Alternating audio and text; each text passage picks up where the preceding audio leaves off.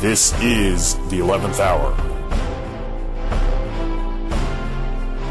With news, commentary, and answers to viewer questions from the Authorized King James Bible.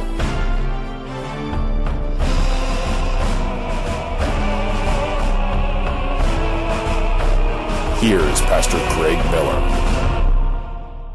There's a new hit piece out on the Jews. It's titled Marching to Zion. It's written and put out by a media whore named Steven Anderson, whose original claim to fame was being tasered by border police, which he was prepared to videotape, complete with him squealing like a stuck pig. And that video went viral, and then Alex Jones introduced the conspiracy world to Mr. Anderson on his InfoWars radio show. And from that point, Anderson has provided us with a mix of attack videos and his wild and unbiblical method of what he calls preaching. And then he jumps in front of every TV camera pointed his way, and he also frequents radio talk shows at every opportunity. And sadly, Anderson parades himself as a King James Bible believer. And I take him at his word. But the problem is that while he may hold faith in the words of the King James Bible, he has very little understanding of those words. And he preaches rank heresies and false doctrine on a regular basis. And he denies the dispensational truth that always causes the sort of error that Anderson espouses, such as his claim that homosexuals, biblically called sodomites, should be executed. If he could rightly divide the Word of God, he could avoid his errors, or many of those errors anyway. And that leads us to where we're going with this video, and a short series of videos to follow. You see, Steven Anderson replaces Israel with the church. And we'll see this more clearly in a later video, if the Lord wills and tarries his rapture of the church, which could happen at any moment. But because Anderson believes he's a Jew and is now the true Israel, he feels free to curse and verbally attack the nation of Israel today. And he's done so to such an extent that he's come out with this 90-minute hit piece on the Jews and Israel titled Marching to Zion. Now, from the outset, we want to make a couple of things clear. First of all, we're not just making this movie to respond to that video, Marching to Zion. We're going to answer anti-Semites. And Anderson simply makes it easy for us because he lays out most of the major arguments that you've heard from anti-Semites down through the years, including what came out of Martin Luther's pen and Hitler's mouth and Goebbels and all the other Jew haters. And we also want to make it clear that some of what Anderson says is true. After all, no lie stands alone. Deception is always cast with a bit of truth, and that's the way it's best received. And the lies are sometimes subtle. For that reason, we're going to take them on one at a time with our own responses to the lies and distortions found in the documentary film Marching to Zion. So let's get right to it. This Marching to Zion video is a very well-made production. It's visually impressive. I say it's slick. I don't mean that in a bad way. It's very well done. And the first segment is a nice, organized, brief history of Israel. But we're barely approaching the 3-minute mark when we're confronted with a false claim. Starting in 2 Kings 16, the people of the southern kingdom became known as Jews after the name of the kingdom of Judah. In this clip, the claim is made that starting in 2 Kings 16, only Hebrews in the southern kingdom were called Jews, and this was because of the name of Judah. This is false. Let's be clear that as the narration in the film mentions in passing, the members of the tribes of Benjamin and Levi were also called Jews. In Esther 3:6, Haman sought to destroy all the Jews that were throughout the whole kingdom of Ahasuerus, even the people of Mordecai. And according to Esther 2:5, Mordecai was a Benjamite. Now this begs the question, why would they be called Jews after Judah if they are of another tribe? And one answer is the fact that the word transliterated in Hebrew for Jew in English is pronounced Yehudi. And the word Jews is Yehudim. And so the case is made that this translates not the word Judah, but simply as the people of God. And as God's chosen, then all descendants of Abraham, Isaac, and Jacob are the Yehudim, or the Jews. And this is exactly what we see in Scripture and in history. Whenever we reach the Gospels of Matthew, Mark, Luke, and John, we see that the first great regathering of the Jews has taken place in preparation for the coming of Messiah.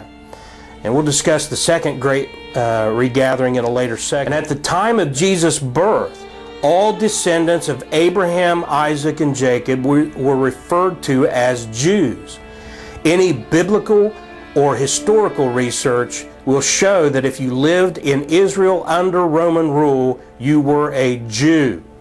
And in Luke 2:36 we're told, and there was one Anna, a prophetess, the daughter of Phanuel of the tribe of Asher. Now that's the tribe Asher, and that was part of the northern kingdom. So this clip is not true.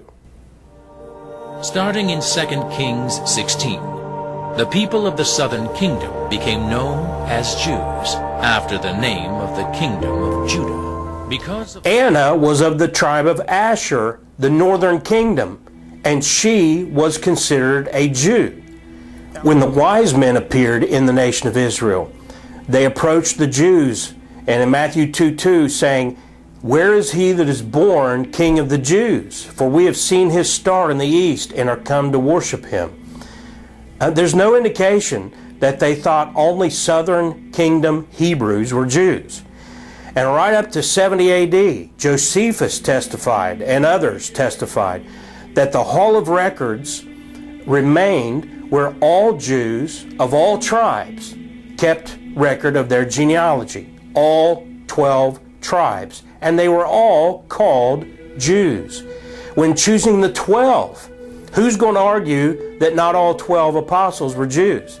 That would be just ludicrous.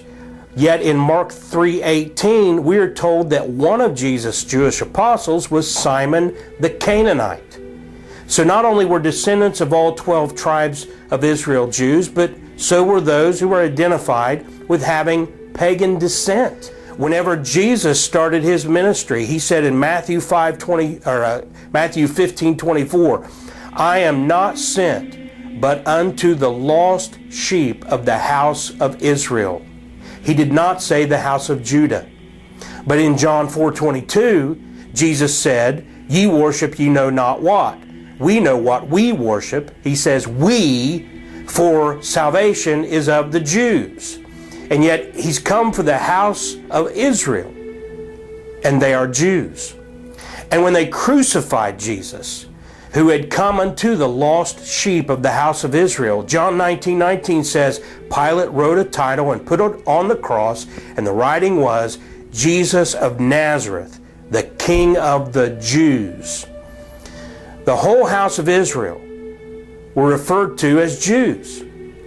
And all those claiming that Jews are only of the southern tribe, or specifically of the tribe of Judah, as some claim, they're bearing false witness. This clip again in Marching to Zion is absolutely false. Starting in 2 Kings 16, the people of the southern kingdom became known as Jews after the name of the kingdom of Judah. There's much more that can be said. For example, after the resurrection of Jesus, Pentecost came. And in Acts 2, we read in verses 7 through 11, "And they were all amazed and marveled, saying one to another, Behold, are not all these who speak Galileans? And how hear we every man in our own tongue wherein we were born? Parthians and Medes and Elamites and the dwellers in Mesopotamia and in Judea and in Cappadocia, in Pontus and Asia, Phrygia and Pamphylia, in Egypt, and in the parts of Libya about Cyrene, and strangers of Rome, Jews and proselytes. On the day of Pentecost, it didn't make a difference which tribe you came from, or even if you were a proselyte, you were considered a Jew. So this dichotomy that anti-Semites and haters of the modern state of Israel make, claiming that the word Jew only refers to the southern kingdom, it's just one big ugly lie. The examples go on and on. In Acts 26, verses 6 and 7, Paul says, "And now I stand and am judged for the hope of the promise made of God unto our fathers, unto which promise our 12 tribes, instantly serving God day and night, I hope to come. For which hope's sake, King Agrippa, I am accused of the Jews." Now he said, "Under the which promise our 12 tribes." And he refers to them as Jews. And Paul makes no difference or clarification between his reference of the 12 tribes and the Jews. And his hearers understood that all descendants of all 12 tribes are Jews. And this point is very important that we're making. In reality, the whole basis of the documentary, Marching to Zion, and the very bedrock foundational claim of nearly all anti-Semites is that today's Jews are not really Jews. So you have to deal with each false claim one at a time, and by doing so, you see that the whole ugly mess is built upon lies and distortions of biblical truth and history. All descendants of Abraham, Isaac, and Jacob are Jews, and we're approaching a time when God will raise up 144,000 Jews of the 12 tribes of Israel. In Revelation 7, you read about it, who will be hated by the whole world and will be murdered as they preach the gospel of the kingdom during the time of Jacob's trouble. So you can see that just as Jesus prophesied, the day has come whenever professing Christians and others claiming to serve God will hate the Jews, and when they slander and attack them, and the violence will get worse, you can rest assured that these deceived people will think that they do God service by hating and persecuting the Jews that they believe are not really Jews. And if you don't believe me, watch as these guys like Anderson join with the Muslims and the Catholics in their hatred of the Jews. Hey everybody, Pastor Steven Anderson here from Faithful Word Baptist Church in Tempe, Arizona, to tell you about an exciting event we're doing later this month. We're calling this Marching to Dearborn. And on June 26th, Friday, we're going to be having a great big soul-winning marathon in Dearborn, Michigan. And you might think, well, why are you going to Dearborn, Michigan? Well, because Dearborn, Michigan has the greatest Arab population in the United States. There are about 40,000 Arabs living in Dearborn, and we just finished making the Arabic version of Marching to Zion. We've got the film Marching to Zion fully dubbed into Arabic, and we want to get this thing out. We're gonna bring about 1,000 DVDs of this movie and get these into the hands of these Arabs in Dearborn, Michigan. You see, most of these Arabs in Dearborn are Muslims, of course, and we all know that the Muslims are going to hell in a handbasket. They're not saved. They don't believe that Jesus is the Son of God. And although a lot of these Muslims are probably not necessarily lining up to hear the gospel of Jesus Christ, they are very receptive to this film. And they will watch this movie, Marching to Zion. And in this film, there's a very clear presentation of the gospel at the very end in their native language of Arabic. It's sick. He's going to use his propaganda film to foment hatred of the Jews. And he calls it soul winning. And you ain't seen nothing yet. And if you claim to be a real man or woman of God, you'd better find your spine and get prayed up. Because standing for Israel is about to get ugly.